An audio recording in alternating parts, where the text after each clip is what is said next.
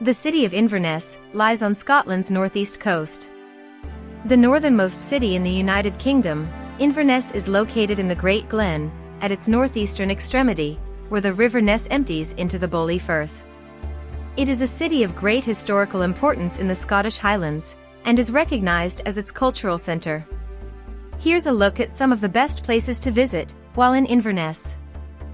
Number 1. Inverness Castle. A succession of castles have stood on this site since 1057. According to legend, Malcolm III of Scotland constructed the fortress. King Robert I of Scotland burned the first Inverness Castle's battlements to the ground in 1307, partially destroying it. The current Inverness Castle was developed in 1836.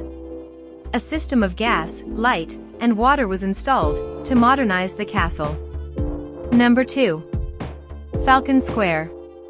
A central city square in Inverness, it bears John Falconer's name, who established the Falcon Foundry in 1858. The foundry was disassembled and rebuilt at Falcon Square in the late 1990s from its former location near to the Inverness railway station. A 37-foot sandstone pillar stands in the middle of Falcon Square. A bronze unicorn and a soaring falcon are perched above it. Visitors who want to spend the day shopping in a comfortable environment will enjoy their time at the shopping center. Number 3. Inverness Cathedral.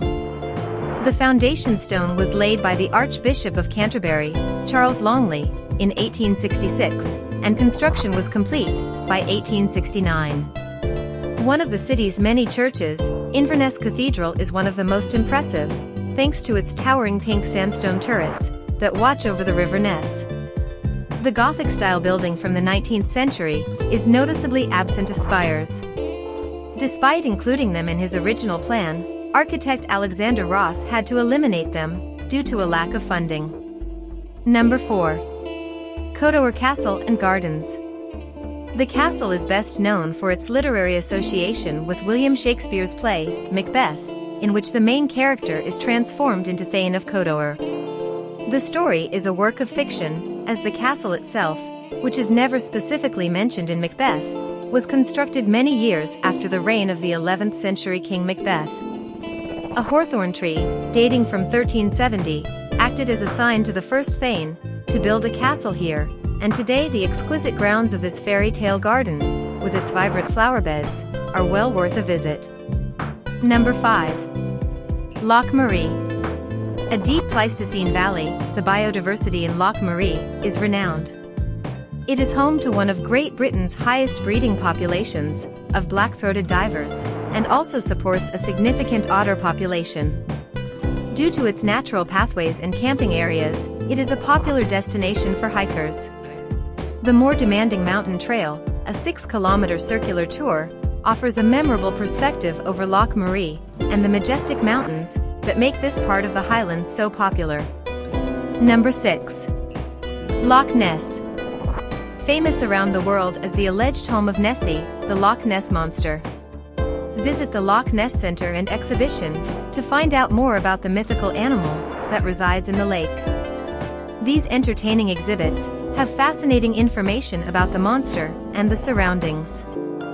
Due to its reputation as a top Scottish tourist destination, Loch Ness is well served by organized tour companies. Once you arrive at the loch, you can take a boat and explore the lake from the water. Number 7. Urquhart Castle. Even though it is now little more than ruins, it is nonetheless worth exploring to fully appreciate its historical significance. With panoramic views across the whole length of Loch Ness, its dominating vistas over the lake are just spectacular. You'll get partial access to the Great Tower, and you can see the dungeons where both renowned and notorious convicts alike were formerly imprisoned. Number 8. Fort Augustus. Fort Augustus is a well-known tourist destination in the Scottish Highlands and is a town on the shores of Loch Ness. The picturesque settlement, which served as a fortification in the 18th century, now draws cyclists, hikers and tourists looking for the Loch Ness Monster. It serves as a starting point for the Great Glen Way, a 73-mile trail connecting Inverness and Fort William. Number 9. Clava Cairns. The Clava Cairn is a particular style of Bronze Age circular chamber tomb. Dating back 4,000 years, there are roughly 50 of these kinds of cairns around Inverness. When burial remains were still present, only one or two bodies seem to have been laid to rest in each Clava-type tomb, and the absence of access to the second subtype suggests that there was no intention of revisiting the dead, or collectively adding additional burials, as had been the case with Neolithic cairn tombs. Number 10. Eden Court Theatre. Eden Court is the main entertainment venue in the Highlands, which features 2 theatres, 2 cinemas, 2 dance studios, a beautiful cafe bar, a fantastic restaurant providing the best local produce, as well as a 19th century palace and chapel. With over 400 live theatre performances annually, over 2,000 movie screenings, and more than 60 seminars and activities each week, the facility is a hive of activity. Number 11. Elgin Cathedral. Elgin, roughly 61 kilometers east of Inverness, on the highway to Aberdeen, contains a variety of historic sites that are well worth a visit. What remains of Elgin Cathedral's tower offers a glimpse of the previous beauty of the 95-meter-long Lantern of the North, after decades of looting. Other features that can still be seen are the 13th century choir, the Great East Rose Window, the West Facade, and the octagonal chapter house. Daily guided tours are offered and are highly recommended. Number 12. Inverness Garden and Estate.